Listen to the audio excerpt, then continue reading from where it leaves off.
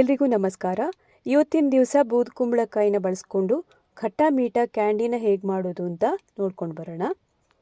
ನಾವು ಈಗಾಗಲೇ ಇಮ್ಲಿ ಕ್ಯಾಂಡಿ ಆಗಿರಬಹುದು, ಆಮ್ಲಾ ಕ್ಯಾಂಡಿ ಆಗಿರ್ಬೋದು, ಈ ಥರದ್ದನ್ನೆಲ್ಲ ತಿಂದೇ ಇರ್ತೀವಿ. ಆದರೆ ಈ ಸಲ ಕುಂಬಳಕಾಯಿಯಿಂದ ಯಾವ ಥರ ಮಾಡೋದು ಕ್ಯಾಂಡಿನ ಅಂತ ಒಂದ್ಸಲಿ ನೋಡಿಕೊಂಡು ಬರೋಣ ಬನ್ನಿ. ಈಗಾಗಲೇ ನಾನು ಬೂದು ಕುಂಬಳಕಾಯಿಯ ಕಾಲು ಭಾಗದಷ್ಟು ತಗೊಂಡು ಅದರ ಹೊರಗಿನ ಸಿಪ್ಪೆ ಎಲ್ಲ ಇದೆಯಲ್ಲ ಅದನ್ನೆಲ್ಲ ನೀಟಾಗಿ ತೆಕ್ಕೊಳ್ಬೇಕು. ಆಮೇಲಿಂದ ಅದರ ತಿರುಳನ್ನು ಕೂಡ ಹಾಗೆ ಕಹಿ ಎಲ್ಲ ಇದ್ದರೆ ಸ್ವಲ್ಪ ಅಡಿ ತನಕ ಅದನ್ನು ತೆಗೆದು ಈ ಥರ ನೋಡಿ ಸಣ್ಣಗೆ ಹೆಚ್ಚಿಕೊಳ್ಬೇಕು. ಕಂಪ್ಲೀಟ್ ಎಲ್ಲ ಹೆಚ್ಚಿ ಆದ ನಂತರ ಒಂದು ಸ್ಟೀಮರನ್ನು ತಗೊಂಡು 10 ನಿಮಿಷಗಳ ಕಾಲ ಇದನ್ನು ಬೇಯಿಸಬೇಕಾಗತ್ತೆ. ಮೆತ್ತಗಾದರೆ ಸಾಕು, 10 ನಿಮಿಷ ಬೆಂದರೆ ಸಾಕು ಕರೆಕ್ಟಾಗಿ. ನಾನು ಈಗಾಗಲೇ ಹಾಕ್ತಾ ಇದ್ದೀನಿ, ಬೇಯೋದಕ್ಕೆ ಇಡ್ತಾ ಇದ್ದೀನಿ ನೋಡಿ. ಇದೀಗಾಗಲೇ ಆಗಿದೆ, ಬೆಂದಿದೆ. ಇದು ಬೆಂದಿದೆಯೋ ಇಲ್ವೋ ಅಂತ ಒಂದು ಚಾಕುವಿನಿಂದ ನೋಡ್ಬೋದು ನೀವು. ಮೆತ್ತಗಾದರೆ ಸಾಕಿದು. ಅದಿನ್ನು ಹಾಗೆ ತಣ್ಣಗಾದ ನಂತರ ಇನ್ನು ನಾವು ಮಿಕ್ಸಿ ಜಾರಲ್ಲಿ ಹಾಕಿ ಇದನ್ನು ನುಣ್ಣಗೆ ರುಬ್ಕೊಂಡು ಬರಬೇಕು. ಈಗಾಗಲೇ ನಾನು ಮಿಕ್ಸಿ ಜಾರಲ್ಲಿ ಎಲ್ಲ ಪೀಸಸ್ಸನ್ನು ಹೋಳುಗಳನ್ನೆಲ್ಲ ಹಾಕಿದ್ದೀನಿ. ಅದನ್ನು ಇನ್ನೂ ನುಣ್ಣಗೆ ಗ್ರೈಂಡ್ ಮಾಡ್ಕೊಂಡು ಬರೋಣ. ನೋಡಿ ಇಷ್ಟು ಗ್ರೈಂಡ್ ಮಾಡ್ಕೊಂಡು ಬಂದಿದ್ದೀನಿ ನೋಡಿ. ತುಂಬಾ ಫೈನ್ ಮಾಡ್ಕೊಂಡಿದ್ದೀನಿ ನಾನು. ಯಾವುದೇ ಥರ ನೀರೆಲ್ಲ ಹಾಕಬಾರ್ದು, ಇದನ್ನು ಹಾಗೇ ರುಬ್ಕೊಳ್ಬೇಕು. ಇದನ್ನು ಇನ್ನು ನಾವು ಸ್ಟವ್ ಮೇಲೆ ಇಟ್ಟು ಕಾಯಿಸಬೇಕಾಗುತ್ತೆ. ಅದಕ್ಕಾಗಿ ನಾನು ಒಂದು ಬಾಣಲಿನ ತಗೊಂಡು ಅದರಲ್ಲಿ ಹಾಕ್ತಾ ಇದ್ದೀನಿ ಈ ಮಿಶ್ರಣನ. ಈಗ 1/4 ಕಪ್ಪು ಕಲ್ಸಕ್ಕರೆನ ಹಾಕ್ತಾ ಇದ್ದೀನಿ. ಅದರ ನಂತರ ನಾವಿನ್ನು ಸ್ವಲ್ಪ ಅದನ್ನು ಮೀಡಿಯಮ್ ಫ್ಲೇಮ್ ಇಟ್ಕೊಂಡು ಕೈಯಾಡಿಸ್ತಾನೆ ಇರಬೇಕು. ನಂತರ ಈಗ 1 ಸ್ಪೂನ್ ಆಗೋಷ್ಟು ಪೆಪ್ಪರ್ ಪೌಡ್ರನ್ನು ಹಾಕಬೇಕು. ನಂತರ 1 ಸ್ಪೂನ್ ಆಗೋಷ್ಟು ಬ್ಲ್ಯಾಕ್ ಸಾಲ್ಟ್, ನಂತರ 1 ಸ್ಪೂನ್ ಆಮ್ಚೂರನ್ನು ಹಾಕ್ಕೊಂಡಿದ್ದೀನಿ. ಆಮೇಲಿಂದ ಅರ್ಧ ಸ್ಪೂನ್ ಆಗೋಷ್ಟು ಇಂಗನ್ನು ಹಾಕಿ ಸರಿಯಾಗಿ ಮಿಕ್ಸ್ ಮಾಡಬೇಕು ಇದನ್ನೆಲ್ಲವನ್ನು. ಉರಿಯನ್ನು ಮೀಡಿಯಮ್ ಫ್ಲೇಮಲ್ಲಿ ಇಟ್ಕೊಂಡು ಮಾಡಿ ಇದನ್ನು. ಈಗ ಒಂದು ಸಣ್ಣ ಬೌಲ್ನಲ್ಲಿ 1 ಸ್ಪೂನ್ ಆಗೋಷ್ಟು ಕಾರ್ನ್ ಫ್ಲೋರನ್ನು ತಗೊಂಡಿದ್ದೀನಿ. ಇದಕ್ಕೆ ಇನ್ನು 1/4 ಕಪ್ ಆಗೋಷ್ಟು ನೀರನ್ನು ಹಾಕಿ ಸರಿಯಾಗಿ ತಿರುಗಿಸ್ಬೇಕು ಕೈಯಿಂದ. ನೋಡಿ ಸ್ಪೂನಲ್ಲಿ ಈ ಥರ ಗಂಟುಗಳಿಲ್ಲದೆ ಇರೋ ಥರ ಚೆನ್ನಾಗಿ ಮಿಕ್ಸ್ ಆದ ನಂತರ ನಾವು ಕುಂಬಳಕಾಯಿದು ಕಾಯಿಸ್ತಾ ಇರ್ತೀವಲ್ಲ ಮಿಶ್ರಣ, ಅದಕ್ಕೆ ಹಾಕಿ ಮಿಕ್ಸ್ ಮಾಡಬೇಕು. ಹಾಕಿದ ತಕ್ಷಣವೇ ಅದು ಗಟ್ಟಿಯಾಗೋಗುತ್ತೆ. ಅದಕ್ಕಾಗಿ ಲೋ ಫ್ಲೇಮಲ್ಲೇ ಇಟ್ಕೊಂಡು ಇದನ್ನು ಕೈ ಆಡಿಸ್ತಾನೆ ತಿರುಗಿಸ್ತಾನೆ ಇರಬೇಕು. ಇನ್ನು ಇದಕ್ಕೆ ಅರ್ಧ ಸ್ಪೂನ್ ಆಗುವಷ್ಟು ಹಳದಿನ ತಗೊಂಡಿದ್ದೀನಿ, ಅರಿಶಿನ. ಅದನ್ನು ಹಾಕಿ ಕೂಡ ಮಿಕ್ಸ್ ಮಾಡಬೇಕು ಚೆನ್ನಾಗಿ.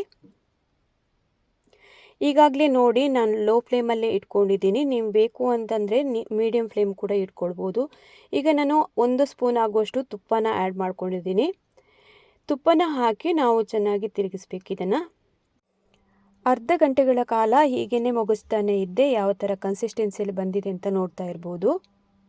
ಇದೀಗಾಗಲೇ ತಳ ಬಿಟ್ಕೊಂಡು ಬರೋದಕ್ಕೆ ಸ್ಟಾರ್ಟ್ ಆಗಿದೆ. ಈಗಾಗಲೇ 40 ನಿಮಿಷಗಳ ಕಾಲ ಈ ಥರನೇ ಕಾಯಿಸ್ತಾನೆ ಇದ್ದೆ ನೋಡಿ. ತುಪ್ಪ ಎಲ್ಲ ಸೈಡಿಂದ ಬಿಟ್ಕೊಳ್ಳೋಕ್ಕೆ ಸ್ಟಾರ್ಟ್ ಆಗುತ್ತೆ, ಹಾಗಾದರೆ ಆಯಿತು ಅಂತ ಅರ್ಥ. ಇದನ್ನು ನಾವಿನ್ನು ಬಟರ್ ಪೇಪರ್ ಹಾಕಿದಂತಹ ಒಂದು ಮೌಲ್ಡ್ ಮೇಲೆ ಇದನ್ನು ಶಿಫ್ಟ್ ಮಾಡಬೇಕು. ಸ್ವಲ್ಪ ಬೇಕಿದ್ದರೆ ಮೇಲಿಂದ ತುಪ್ಪನ ಸವರಿ ಸರಿಯಾಗಿ ಸೆಟ್ ಮಾಡ್ಕೊಳ್ಳಿ. ಸೆಟ್ ಮಾಡಿ ಆರಿದ ನಂತರ ಇದನ್ನು ಬೇಕಾದ ಶೇಪಿಗೆ ನಾವಿನ್ನು ಕಟ್ ಮಾಡ್ಕೊಳ್ಬೋದು. ಹೊರಗಡೆ ರೂಮ್ ಟೆಂಪ್ರೇಚರಲ್ಲೇ ಇದನ್ನೇ ಇಟ್ಟು ಒಂದು 2ರಿಂದ 3 ಗಂಟೆಗಳ ಕಾಲ ಹಾಗೇ ಇಟ್ಟರೆ ಸರಿ ಸೆಟ್ ಆಗುತ್ತೆ. ಆಮೇಲಿಂದ ಚಾಕುವಿನಿಂದ ಬೇಕಾದ ಶೇಪಲ್ಲಿ ನಾವು ಕಟ್ ಮಾಡ್ಕೊಳ್ಬೋದು. ಇನ್ನು ನಾವು ಆಮ್ಲಾ ಕ್ಯಾಂಡಿ ಅಥವಾ ಇಮ್ಲಿ ಕ್ಯಾಂಡಿ ಇರಬಹುದು, ಬೆಲ್ಲದ ಕ್ಯಾಂಡಿ ಇರ್ಬೋದು, ಎಲ್ಲ ಥರದ ಕ್ಯಾಂಡಿನ ತಿಂದಿರ್ತೀವಲ್ಲ, ಈ ಥರ ಹೊಸದಾಗಿ ಒಂದು ಸ್ವಲ್ಪ ಕುಂಬಳಕಾಯಿನ ಬಳಸಿ ಹೇಗೆ ಕ್ಯಾಂಡಿನ ಮಾಡೋದು ಅಂತ ನೋಡ್ಕೊಂಡು ಬಂದ್ರಿ ಅಲ್ವಾ. ನಿಮಗಿದು ಇಷ್ಟ ಆಗಿರ್ಬೋದು ಅಂತ ಅಂದ್ಕೊಂಡಿದ್ದೀನಿ. ಮನೇಲಿ ಒಂದು ಸಲ ಟ್ರೈ ಮಾಡಿ ನೋಡಿ. ಈಗಾಗಲೇ ನೋಡಿ ನಾವು ತುಪ್ಪ ಎಲ್ಲ ಹಾಕಿ ಸರಿಯಾಗಿ ಸೆಟ್ ಮಾಡ್ಕೊಂಡಿದ್ದೀವಿ. ಇನ್ನು ಇದನ್ನು ಈ ಥರ ಆರೋದಕ್ಕೆ ಬಿಡಬೇಕು 8 ಗಂಟೆಗಳ ಕಾಲ ನೋಡಿ. ಆನಂತರ ನಾನು ಬೆಳಗ್ಗೆ ಅಷ್ಟು ಹೊತ್ತಿಗೆ ತೆಗೆದಿದ್ದೀನಿ, ರಾತ್ರಿ ಮಾಡಿದ್ದೆ. ಯಾವ ಥರ ಗಟ್ಟಿಯಾಗಿ ಬಂದಿದೆ ಅಂತ ನೋಡ್ತಾ ಇರ್ಬೋದು. ಇನ್ನು ಇದನ್ನು ನಾವು ಬೇಕಾದ ಶೇಪಲ್ಲಿ ಕಟ್ ಮಾಡ್ಕೊಳ್ಬೋದು. ಈಗಾಗಲೇ ನಾವು ಪೆಪ್ಪರ್ ಪೌಡ್ರ್ ಆಗಲಿ, ಆಮ್ಚೂರಾಗಲಿ, ಆಮೇಲಿಂದ ಇಂಗು ಎಲ್ಲ ಹಾಕಿದ್ದೀವಲ್ಲ, ಇದರ ಪ್ರಮಾಣನ ನೀವು ಬೇಕು ಅಂತಂದರೆ ಸ್ವಲ್ಪ ಜಾಸ್ತಿನೂ ಮಾಡ್ಕೊಳ್ಬೋದು. ಪೆಪ್ಪರ್ ಪೌಡ್ರು 1 ಸ್ಪೂನ್ ಇರೋಲ್ಲಿ 2 ಸ್ಪೂನನ್ನು ಹಾಕ್ಬೋದು. ಆಮೇಲಿಂದ ಆಮ್ಚೂರನ್ನು ತೊಗೊಂಡಿದ್ದೀನಿ. ಆಮ್ಚೂರು ನಾನು ಮನೆಯಲ್ಲೇ ಮಾಡಿರ್ತೀನಿ. ಇದು ಮಾವಿನಕಾಯಿನ ಒಣಗಿಸ್ಬಿಟ್ಟು ಅದನ್ನು ಪುಡಿ ಮಾಡಿರೋದು. ಆಮ್ಚೂರು ಕೂಡ ಅಷ್ಟೇ, ನಿಮಗೆ ಬೇಕಾದಷ್ಟು ಹಾಕ್ಬೋದು. ಜಾಸ್ತಿ ಹುಳಿ ಬೇಕು ಅಂತಂದರೆ 2 ಸ್ಪೂನು ಕೂಡ ಇದಕ್ಕೆ ಹಾಕ್ಬೋದು. ಆಮ್ಚೂರು ಮಾಡೋ ರೆಸಿಪಿ ಬೇಕು ಅಂತಂದರೆ ಕಮೆಂಟ್ ಮಾಡಿ, ಅದನ್ನು ಕೂಡ ನಿಮ್ಮ ಜೊತೆ ನಾನು ಶೇರ್ ಮಾಡ್ತೀನಿ.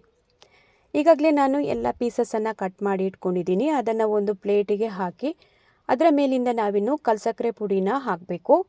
ಆವಾಗ ಸರಿಯಾಗಿ ಕೋಟಿಂಗ್ ಆಗುತ್ತೆ. ಇದಕ್ಕೆ ಒಂದಕ್ಕೊಂದು ಅಂಟ್ಕೊಳ್ಳಲ್ಲ. ಆಮೇಲೆ ನೋಡಿ, ಕಲ್ಸಕ್ಕರೆ ಪುಡಿನ ನಾನು ಇವಾಗಲೇ ಹಾಕ್ತಾ ಇದ್ದೀನಿ. ಅದನ್ನು ಉದುರಿಸ್ಬಿಟ್ಟು ಚೆನ್ನಾಗಿ ಮಿಕ್ಸ್ ಮಾಡಬೇಕು. ಅದನ್ನು ಈ ಥರ ಹೊರಳಿಸ್ಬಿಟ್ಟು ಅದರಲ್ಲಿ ನೋಡಿದ್ರಲ್ಲ ಫ್ರೆಂಡ್ಸ್, ಬೂದು ಕುಂಬಳಕಾಯಿನ ಬಳಸ್ಕೊಂಡು ಯಾವ ಥರ ಕ್ಯಾಂಡಿನ ಮಾಡೋದು ಅಂತ ನೋಡಿದ್ರಲ್ಲ.